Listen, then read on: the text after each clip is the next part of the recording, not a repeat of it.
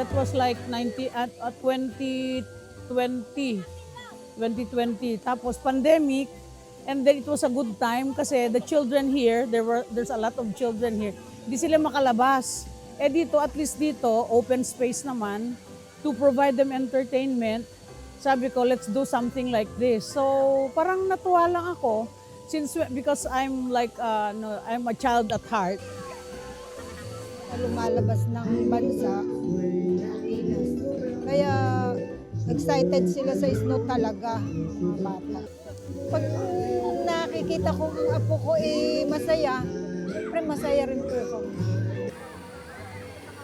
So, I have a feeling na masayang-masaya. It gives me happiness.